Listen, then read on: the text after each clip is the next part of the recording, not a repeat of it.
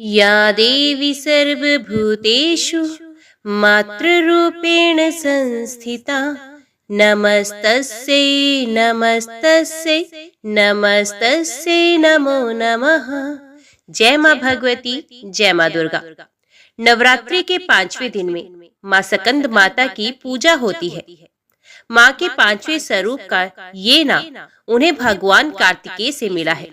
ऐसा माना जाता है कि माता के इस ममतामयी रूप की पूजा अर्चना से बुद्धि और विवेक में वृद्धि होती है। माँ के इस स्वरूप की बात करें तो इनकी 4 भुजाएं हैं। माँ ने अपनी दाएं तरफ के ऊपर वाली भुजा से स्कंद अर्थात कार्तिकेय को गोद में लिया हुआ है। इसी तरफ वाली निचली भुजा के हाथ में कमल का फूल है।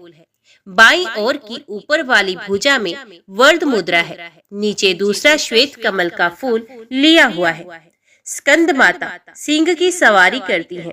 सर्वदा कमल के आसन पर विराजे रहने के कारण इन्हें पद्म आसना भी कहकर पुकारा जाता है। नवरात्रि के 5वें दिन स्कंद माता की पूजा के लिए सुबह स्नान के बाद पीले रंग के कपड़े पहने, पूजा के लिए हाथ में लाल पुष्प लेकर देवी स्कंद माता का ध्यान करें। देवी को अक्षत, धूप, गंध, फूल, बताशा, पान, सुपारी, लौंग अर्पित करें। माँ के सामने धूप दीप जलाएं। इसके बाद माँ का पसंदीदा भोग केला उनको अर्पित करें। माँ की आरती कर शंख बजाएं और मंत्रों का जाप करें। नवरात्रि के 5वें दिन महिलाएं लाल वस्त्र में सुहाग की सभी सामग्री, अक्षत समेत लाल फूल माँ को अर्पित करें। ऐसा करने से महिलाओं का सौभाग्य जगता है। स्कंद माता की पूजा में धनुष बाण अर्पित करने का विशेष महत्व माना गया है। जिन लोगों को संतान नहीं हो रही है उन्हें माँ के इस स्वरूप की पूजा करनी चाहिए। ऐसा माना जाता है कि आदि शक्ति का ये स्वरूप संतान प्राप्ति की मनोकामना पूरी करने वाला है। जय माँ भगवती, जय माँ दुर्गा। अभी श्रवण कीजिए नवरात्रि व्रत कथा। एक समय की बात है। बृहस्पति जी ब्रह्मा जी से कहते हैं कि हे ब्राह्मण, आप अत्यंत बुद्धिमान, सर्वशास्त्र और चारों वेदों को जानने वालों में से सबसे श्रेष्ठ हो। हे प्रभु, कृपया कर मेरा कथन भी सुनिए। चैत्र व आश्विन माह के शुक्ल पक्ष में नवरात्र का व्रत व उत्सव क्यों किया जाता है? इस व्रत का क्या फल मिलता है? पहले इस व्रत को किसने किया था?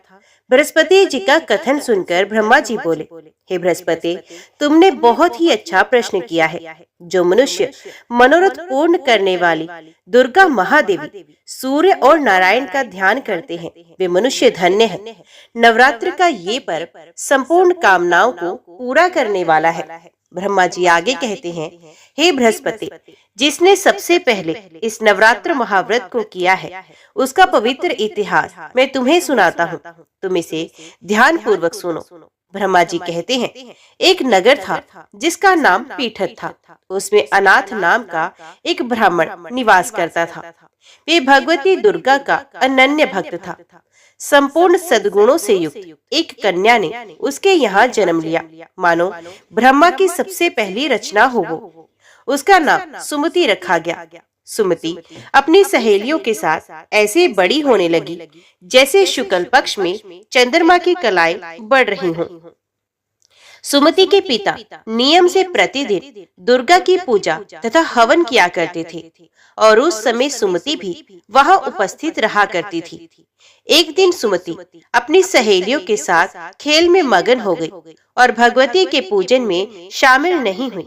उसके पिता को सुमति पर बहुत क्रोध आया और क्रोध में आकर कहने लगा कि हे दुष्ट पुत्री, आज तुम भगवती के पूजन में शामिल नहीं हुई, इसलिए मैं तुम्हारा विवाह किसी कुष्टी व दरिद्र मनुष्य से कर दूंगा।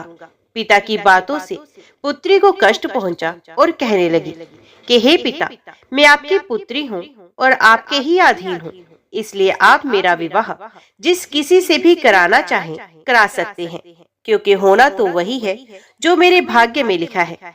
मुझे तो भाग्य पर पूर्ण विश्वास है। सुमति कहती है कि मनुष्य कितने मनोरथों को पूरा करना चाहता है, लेकिन होता तो वही है जो भाग्य विधाता भाग्य में लिख कर देते हैं। जो जैसा कर्म करता है उसको फल भी उन कर्मों के अनुसार ही मिलते हैं। मनुष्यों के हाथ में केवल कर्म करना लिखा है और उसका फल देना भगवान के हाथ में होता है। अपनी कन्या के मुख से ये निर्भयपूर्ण बातें सुनकर ब्राह्मण का क्रोध बढ़ जाता है और अपनी पुत्री का विवाह एक कुष्ठी रोगी से करा देता है और कहता है कि अब जाओ और अपने कर्म का फल भोगो। मैं भी देखता हूँ कि तुम भाग्य के भरोसे रहकर कैसे जीवन यापन करती हो। पिता के वचनों को सुन सुमति मनन करने लगी कि मेरा दुर्भाग्य है कि मुझे ऐसा पति मिला, और अपने दुखों पर विचार करती हुई सुमति वन की ओर चल पड़ी। उस भयानक वन में कुशा पर रात बिताई। गरीब सुमति की हालत देखकर देवी भगवती उसके पूर्व के पुण्य को देखती हुई उसके सामने प्रकट होती हैं और कहती हैं, हे दीन ब्राह्मणी, मैं तुम पर प्रसन्न हूँ। तुम जो चाहो वे वर मांग सकती हो, मैं तुम्हें सब कुछ दूंगी। भगवती दुर्गा के वचन सुनकर सुमति कहने लगी, देवी आप कौन हैं जो मुझ पर प्रसन्न है? अपनी दीन दृष्टि से आप मुझे कृतार्थ करें। ब्राह्मणी की बात सुनकर देवी कहने लगी कि मैं आदि शक्ति हूँ, मैं ही ब्रह्मा, विद्या और सरस्वती हूँ। प्रसन्न होने पर मैं प्राणियों को दुख को दूर कर उन्हें सुख प्रदान करती हूँ। मैं तुझसे तेरे पूर्व पुण्यों के कारण प्रसन्न हूँ। देवी कहती हैं कि तुम पूर्व जन्म में निषाद की पत्नी थी और अत्यधिक पतिव्रता थी। एक दिन तेरे पति निषाद ने चोरी की और इस चोरी में निषाद के साथ सिपाहियों ने तुम्हें भी पकड़ लिया। तुम दोनों को जेल में बंद कर दिया गया और भोजन भी नहीं दिया गया। उन दिनों तुमने ना कुछ खाया और ना ही कुछ पिया। इस प्रकार 9 दिन तक नवरात्र का व्रत संपूर्ण हो गया।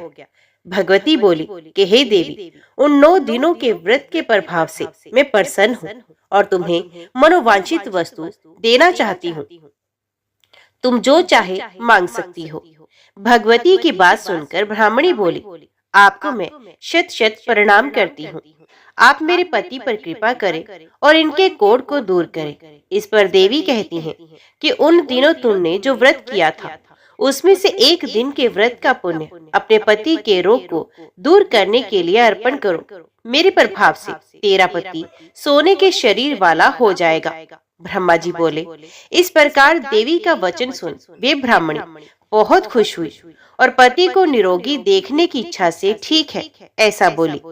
उसके पति का शरीर भगवती देवी की कृपा से ठीक होकर सोने की कांति सा हो गया, मानो उसकी कांति के समक्ष चंद्रमा की कांति भी फीकी पड़ गई हो।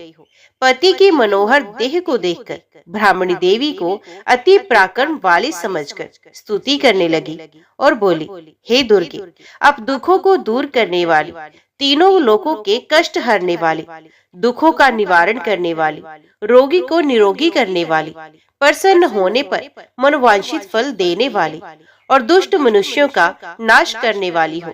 तुम ही सारे जगत की माता वो पिता हो। हे मां अम्बे, मेरे पिता ने क्रोध में मेरा विवाह एक कुष्ठी के साथ करके घर से निकाल दिया है। पिता की निकाली हुई बेटी को आपने सहारा दिया है। ब्राह्मणी कहती है कि हे देवी, दुखों के सागर से आपने मुझे बाहर निकाला। हे देवी, मैं आपको बारंबार प्रणाम करती हूँ। ब्रह्मा जी बोले, हे बृहस्पति, उस सुमति ने मन से देवी की बहुत स्तुति की और उसकी की हुई स्तुति से देवी को बहुत संतोष हुआ। देवी ने ब्राह्मणी से कहा कि तुम्हारे घर एक अति बुद्धिमान, धनवान, कीर्तिवान और जितेंद्रिय पुत्र पैदा होगा, जिसका नाम उद्यालक होगा। देवी ब्राह्मणी से कहने लगी, हे ब्राह्मणी, तेरी कोई और इच्छा हो तो वे भी मांग सकती हो।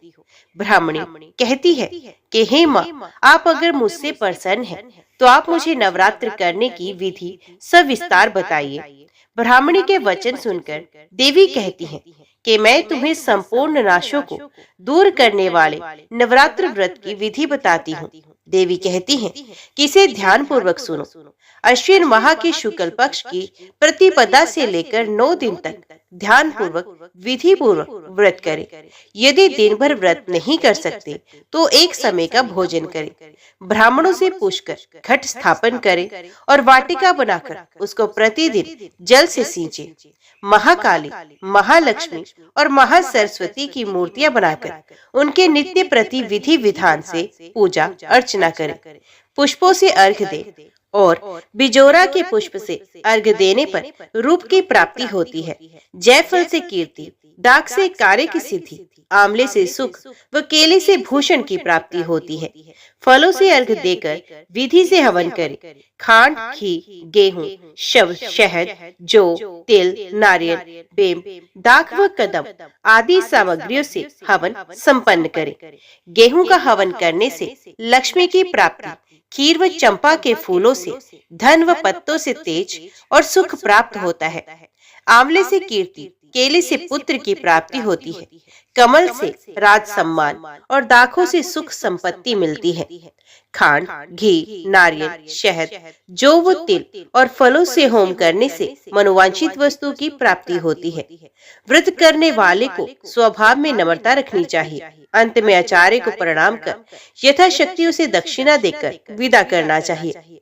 इस महाव्रत को बताई विधि के अनुसार जो भी करता है उसके सारे मनोरथ पूरे हो जाते हैं। ब्रह्मा जी कहते हैं, हे बृहस्पति, इस प्रकार ब्रह्माणी को इस व्रत की विधि व फल बताकर देवी अंतर ध्यान हो गई। जो मनुष्य इस व्रत को करता है वे श्लोक में सुख पाकर अंत में मोक्ष को प्राप्त करता है। ब्रह्मा जी फिर कहते हैं कि हे बृहस्पति, इस व्रत का महात्म्य मैंने तुम्हें बताया। ब्रह्मा जी का कथन सुन बृहस्पति आनंद विभोर हो गए और ब्रह्मा जी से कहने लगे, हे ब्रह्मा जी, आपने मुझ पर अति कृपा की जो आपने मुझे अमृत के समान इस नवरात्रि व्रत का महात्म्य सुनाया है। जय मां भगवती, जय मां दुर्गा। अभी श्रवण कीजिए दूसरी कथा। जनमेजय बोले, हे द्विज श्रेष्ठ, नवरात्र के आने पर और विशेष करके शारदीय नवरात्र में क्या करना चाहिए उसका विधान अब मुझे भली भांति बताइए। हे महामते, उस पूजन का क्या फल है और उसमें किस विधि का पालन करना चाहिए? हे द्विजवर, कृपया विस्तार के साथ मुझे ये सब बताइए। व्यास जी बोले, हे राजन, अब मैं पवित्र नवरात्र व्रत के विषय में बता रहा हूँ। सुनिए, शीतकाल के नवरात्र में विशेष करके ये व्रत करना चाहिए। उसी प्रकार प्रेम पूर्वक वसंत ऋतु के नवरात्र में भी इस व्रत को करें। ये दोनों ऋतुएं सब प्राणियों के लिए यम दृष्टा कही गई हैं। शरत तथा वसंत नामक ये दोनों ऋतुएं संसार में प्राणियों के लिए दुर्गम है। अतएव आत्म कल्याण के इच्छुक व्यक्ति को बड़े यत्न के साथ ये नवरात्र व्रत करना चाहिए। ये वसंत तथा शरद दोनों ही ऋतुएं बड़ी भयानक है और मनुष्यों के लिए रोग उत्पन्न करने वाली हैं। ये सबका विनाश कर देने वाली हैं। अतएव हे राजन, बुद्धिमान लोग को शुभ चैत्र तथा अश्विन मास में भक्ति पूर्वक चंडिका देवी का पूजन करना चाहिए। अमावस्या आने पर व्रत की सभी शुभ सामग्री एकत्रित कर ले और उस दिन एक भुक्त व्रत करे और हविष्य ग्रहण करे। किसी समतल तथा पवित्र स्थान में 16 हाथ लंबे चौड़े स्तंभ तथा ध्वजाओं में सुसज्जित मंडप का निर्माण करना चाहिए। उसको सफेद मिट्टी और गोबर से लिपवा दे। तत्पश्चात उस मंडप के बीच में सुंदर चौरस और स्थिर वेदी बनाए। ये वेदी 4 हाथ लंबी, चौड़ी और हाथ भर ऊंची होनी चाहिए। पीठ के लिए उत्तम स्थान का निर्माण करें और तथा विविध रंग के तोरण लटकाएं और ऊपर चांदनी लगवानी चाहिए। रात्रि में देवी का तत्व जानने वाले सदाचारी संयमी और वेद वेदांग के पारंगत विद्वान ब्राह्मणों को आमंत्रित करके प्रतिपदा के दिन प्रातः काल नदी, नद, तड़ाग, बावली, कुआं अथवा घर पर ही विधिवत स्नान करें। प्रातः काल के समय नित्य क्रम करके ब्राह्मणों को वरण कर उन्हें मधु पर तथा अर्घ्य पादम आदि अर्पण करें। अपनी शक्ति के अनुसार उन्हें वस्त्र, अलंकार आदि प्रदान करें।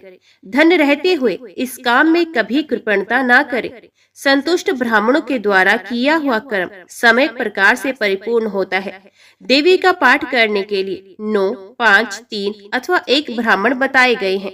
देवी भागवत का पारायण करने के कार्य में किसी शांत ब्राह्मण का वरण करें और वैदिक मंत्रों से स्वसित वाचन कराएं। वेदी पर रेशमी वस्त्र से आच्छादित सिंहासन स्थापित करें। उसके ऊपर 4 भुजाओं तथा उनमें आयुधों से युक्त देवी की प्रतिमा स्थापित करें। भगवती की प्रतिमा रत्नमय भूषणों से युक्त, मोतियों के हार से अलंकृत, दिव्य वस्त्रों से सुसज्जित, शुभ लक्षण संपन्न और सौम्य आकृति की हो।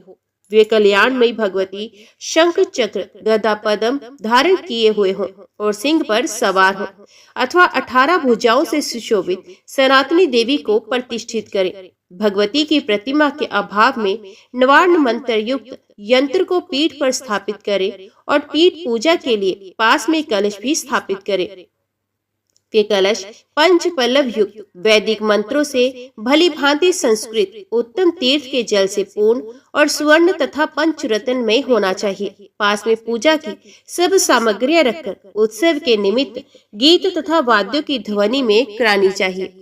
हस्त नक्षत्र युक्त नंदा प्रतिपदा तिथि में पूजन श्रेष्ठ माना गया है। हे राजन, पहले दिन विधिवत किया हुआ पूजन मनुष्यों का मनोरथ पूर्ण करने वाला होता है। सबसे पहले उपवास व्रत, एक भुक्त व्रत अथवा नक्त व्रत, इनमें से किसी एक व्रत के द्वारा नियम करने के पश्चात ही पूजा करनी चाहिए। पूजन के पहले प्रार्थना करते हुए कहें, हे माता, मैं सर्वश्रेष्ठ नवरात्र व्रत करूंगा। हे देवी, हे जगदम्बे, इस पवित्र कार्य में आप मेरी संपूर्ण सहायता करें। इस व्रत के लिए यथाशक्ति नियम रखें। उसके बाद मंत्रोच्चारण पूर्वक विधिवत भगवती का पूजन करें। चंदन, अगरू, कपूर तथा मंदार, करंज, अशोक, चंपा, कनेल, मालती, ब्राह्मी आदि सुगंधित पुष्पों, सुंदर बिलपत्रों और धूप दीप से विधिवत भगवती जगदम्बा का पूजन करना चाहिए। उस अवसर पर अर्घ्य भी प्रदान करें। हे राजन, नारियल, बिजोरा नींबू, दाडिम, केला, नारंगी, कटहल तथा बिलपत्र आदि अनेक प्रकार के सुंदर फलों के साथ भक्ति पूर्वक अन्न का नैवेद्य एवं पवित्र बलि अर्पित करें। होम के लिए त्रिकोण कुंड बनाना चाहिए अथवा त्रिकोण के मान के अनुरूप उत्तम वेदी बनानी चाहिए।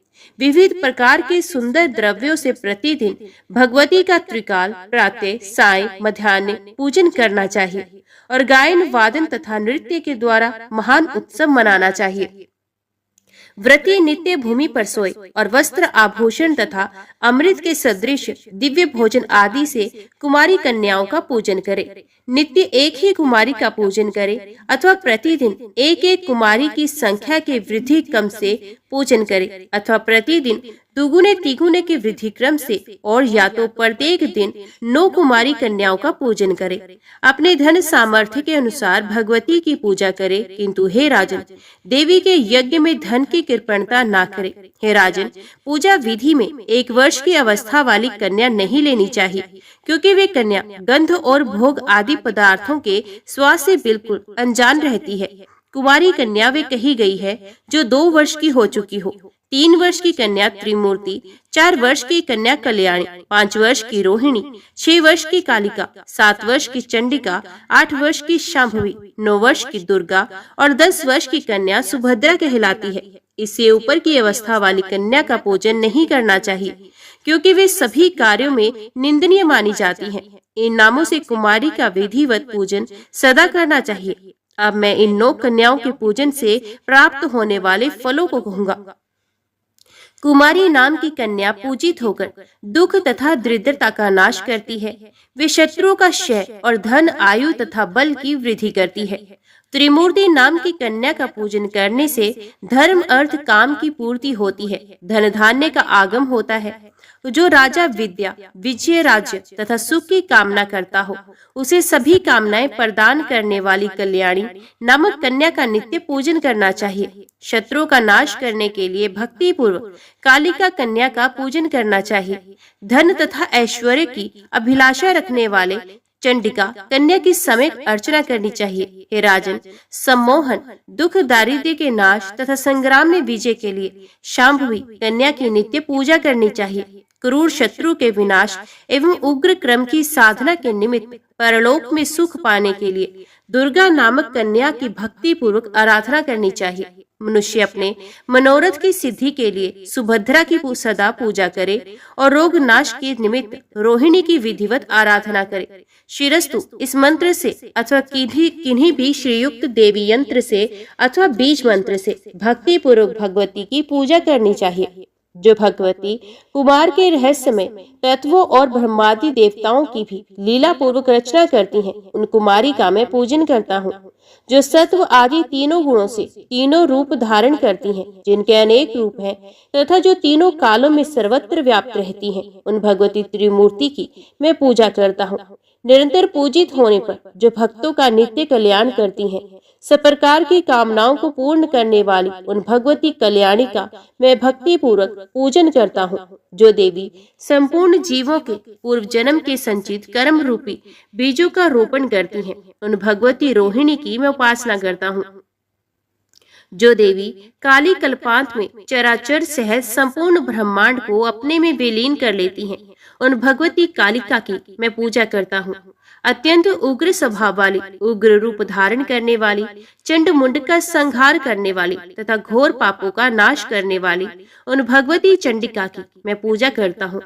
वेद जिनके स्वरूप है, उन्हीं वेदों के द्वारा जिनकी उत्पत्ति अकारण बताई गई है, उन सुखदायिनी भगवती शांभवी का मैं पूजन करता हूँ। जो अपने भक्तों को सर्वदा संकट से बचाती हैं, बड़े बड़े विघ्नों तथा दुखों का नाश करती हैं और सभी देवताओं के लिए दुर्जय हैं, उन भगवती दुर्गा की मैं पूजा करता हूँ। जो पूजित होने पर भक्तों का सदा कल्याण करती हैं और उन अमंगल नाशिनी भगवती सुभद्रा की मैं पूजा करता हूँ। विद्वानों को चाहिए कि वस्त्र भूषण माला गंध आदि श्रेष्ठ उपचारों से इस मंत्र के द्वारा सर्वदा कन्याओं का पूजन करें। व्यास जी बोले, हे राजन, जो कन्या किसी अंग से हीन हो, कोढ़ तथा घाव युक्त हो, जिसके शरीर के किसी अंग से दुर्गंध आती हो और जो विशाल कुल में उत्पन्न हुई हो, ऐसी कन्या का पूजन में परित्याग कर देना चाहिए।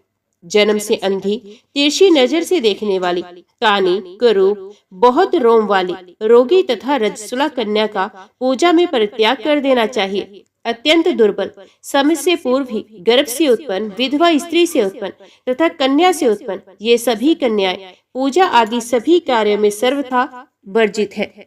रोग से रहित, रूपवान अंगों वाली, सौंदर्यमयी, वर्ण रहित तथा एक वंश में अपने माता पिता से उत्पन्न कन्या की ही विधिवत पूजा करनी चाहिए। समस्त कार्यों की सिद्धि के लिए ब्राह्मण की कन्या, विजय प्राप्ति के लिए राजवंश में उत्पन्न कन्या तथा धन लाभ के लिए वैश्य वंश अथवा शूद्र वंश में उत्पन्न कन्या पूजन के योग्य मानी गई है। ब्राह्मण को ब्राह्मण वर्ण में उत्पन्न कन्या की, क्षत्रियो को भी ब्राह्मण वर्ण में उत्पन्न कन्या की, वैश्यों को ब्राह्मण, क्षत्रिय, वैश्य तीनों वर्णों में उत्पन्न कन्या की तथा शूद्र को चारों वर्णों में उत्पन्न कन्या की पूजा करनी चाहिए। शिल्प कर्म में लगे हुए मनुष्य को यथा योग्य अपने अपने वंश में उत्पन्न कन्याओं की पूजा करनी चाहिए।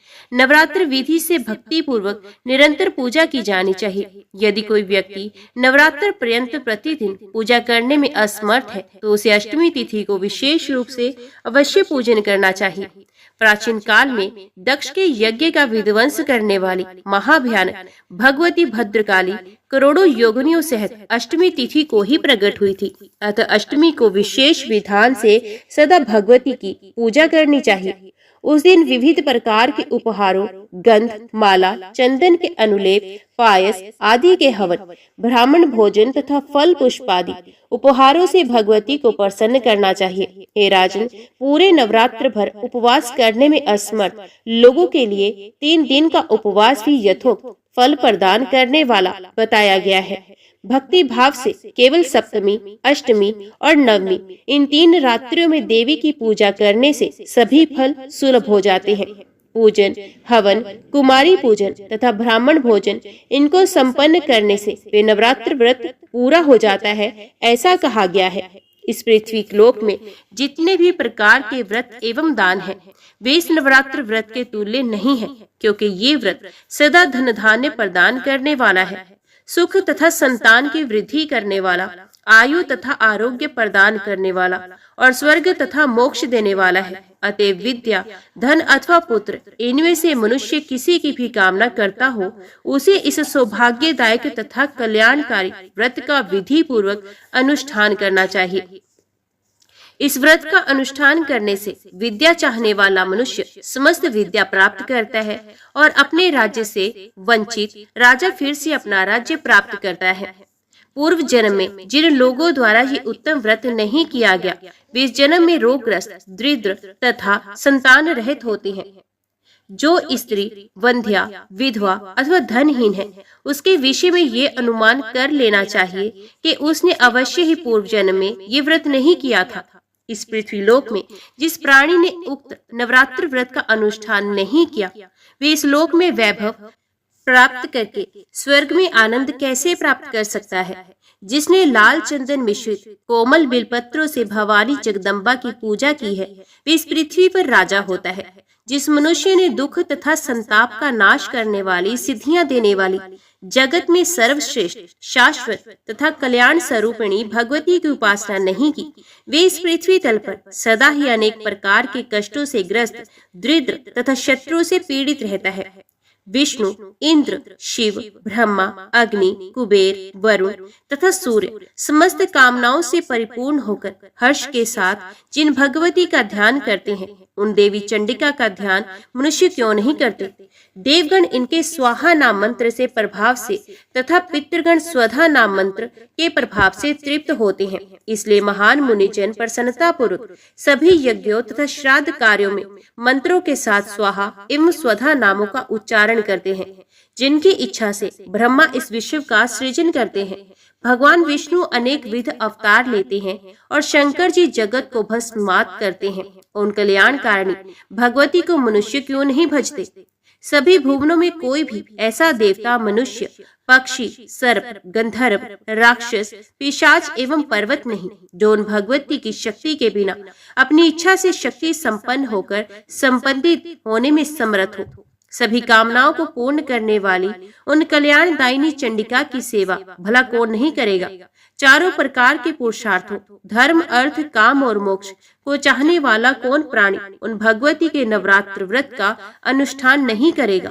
यदि कोई महापापी भी नवरात्र व्रत करे तो वे समस्त पापों से मुक्ति पा लेता है। इसमें लेश मात्र भी विचार नहीं करना चाहिए। हे राजन, पूर्व काल में कौशल देश में दीन धनहीन, अत्यंत दुखी एवं विशाल कुटुंब वाला एक वैश्य रहता था। उसकी अनेक संतानें थी, जो धन अभाव के कारण क्षुधा से पीड़ित रहा करती थी। सायंकाल में उसके लड़कों को खाने के लिए कुछ मिल जाता था तो वे कुछ भी खा लेते थे। इस प्रकार वे वणिक भूखा रहते हुए सर्वदा दूसरों का काम करके धैर्यपूर्वक परिवार का लालन पालन कर रहा था। वे सर्वदा धर्मपरायण, शांत, सदाचारी, सत्यवादी, क्रोध न करने वाला, धैर्यवान, अभिमान रहित तथा ईर्ष्याहीन था। प्रतिदिन देवताओं, पितरों तथा अतिथियों की पूजा करके वे अपने परिवार जनों के भोजन कर लेने के उपरांत स्वयं भोजन करता था। इस प्रकार कुछ समय बीतने पर गुणों के कारण सुशील नाम से ख्याति प्राप्त उस वणिक ने दरिद्रता तथा क्षुधा पीड़ा से अत्यंत व्याकुल होकर एक शांत स्वभाव ब्राह्मण से पूछा। सुशील बोला, हे महाबुद्धि संपन्न ब्राह्मण देवता, आज मुझ पर कृपा करके ये बताइए कि मेरी दरिद्रता का नाश निश्चित रूप से कैसे हो सकता है। हे मानद, मुझे धन की अभिलाषा तो नहीं है, किंतु हे द्विश्रेष्ठ, मैं आपसे कोई ऐसा उपाय पूछ रहा हूँ जिससे मैं कुटुंब के भरण पोषण मात्र के लिए धन संपन्न हो जाऊं। मेरी पुत्री और पुत्र क्षुधा से पीड़ित होकर भोजन के लिए बहुत रोते हैं और मेरे घर में इतना भी अन्न नहीं रहता कि मैं उन्हें एक मुट्ठी भर अन्न दे सकूं। रोते हुए बालक को मैंने घर से निकाल दिया और वे चला गया, इसलिए मेरा हृदय शोका अग्नि में जल रहा है। धन के अभाव में मैं क्या करूं? मेरी पुत्री विवाह के योग्य हो चुकी है, किंतु मेरे पास धन नहीं है। अब मैं क्या करूं? वे 10 वर्ष से अधिक की हो गई है। इस प्रकार कन्यादान का समय बीता जा रहा है। हे विपेंद्र, इसलिए मैं अत्यधिक चिंतित हूँ। हे दयानिधान, आप तो सर्वज्ञ हैं, अतएव मुझे कोई ऐसा तप, दान, व्रत, मंत्र तथा जप बताइए जिससे मैं अपने आश्रितजनों का भरण पोषण करने में समर्थ हो जाऊं। हे द्विज, बस मुझे उतना ही धन मिल जाए और मैं उससे अधिक धन के लिए प्रार्थना नहीं करता। हे महाभाग, आपकी कृपा से मेरा परिवार अवश्य सुखी हो सकता है। अतएव आप अपने ज्ञान बल से भली भांति विचार करके भी उपाय बताइए। व्यास जी बोले, हे राजन, उसके इस प्रकार पूछने पर उत्तम व्रत का पालन करने वाले उस ब्राह्मण ने बड़ी प्रसन्नता पूर्वक उस वैश्य से कहा, हे वैश्य, अब तुम पवित्र नवरात्र व्रत का अनुष्ठान करो। इसमें तुम भगवती की पूजा, हवन, ब्राह्मण भोजन, वेद पाठ, उनके मंत्र का जप और होम आदि यथाशक्ति संपन्न करो। इससे तुम्हारा कार्य अवश्य सिद्ध होगा। हे वैश्य, नवरात्र नामक इस पवित्र तथा सुखदायक व्रत से बढ़कर इस पृथ्वी तल पर अन्य कोई भी व्रत नहीं है। ये नवरात्र व्रत सर्वदा ज्ञान तथा मोक्ष को देने वाला, सुख तथा संतान की वृद्धि करने वाला एवं शत्रुओं का पूर्ण रूप से विनाश करने वाला है। राज्य से च्युत तथा सीता के वियोग से अत्यंत दुखित श्री राम ने किष्किंधा पर्वत पर इस व्रत को किया था। सीता की विरह अग्नि से अत्यधिक संतप्त श्री राम ने उस समय नवरात्र व्रत के विधान से भगवती जगदम्बा की भली भांति पूजा की थी। इसी व्रत के प्रभाव से उन्होंने महासागर पर सेतु की रचना कर महाबली मंदोदरी पति रावण, कुंभकर्ण तथा रावण पुत्र मेघनाद का संहार करके सीता को प्राप्त किया था। विभीषण को लंका का राजा बनाकर पुनः अयोध्या लौटकर उन्होंने निष्कंटक राज्य प्राप्त किया था। हे वैश्यवर, इस प्रकार अमित तेज वाले श्री राम जी ने इस नवरात्र व्रत के प्रभाव से पृथ्वी तल पर महान सुख प्राप्त किया। व्यास जी बोले, हे राजन, ब्राह्मण का ये वचन सुनकर उस वैश्य ने उन्हें अपना गुरु मान लिया और उनसे माया बीज नामक उत्तम मंत्र की दीक्षा प्राप्त की। तत्पश्चात आलस्यहीन होकर अत्यंत भक्ति पूर्वक पूरे नवरात्र भर उसने उस मंत्र का जप किया और अनेक विध उपहारों से आदर पूर्वक भगवती का पूजन किया। इस प्रकार माया बीज प्रायण उस वैश्य ने 9 वर्षों तक ये अनुष्ठान किया। 9वें वर्ष के अंत में महाअष्टमी तिथि को अर्धरात्रि आने पर महेश्वरी ने उसे अपना प्रत्यक्ष दर्शन दिया और अनेक प्रकार के वरदानों से कृत्य कर दिया। जय मां भगवती, जय मां दुर्गा।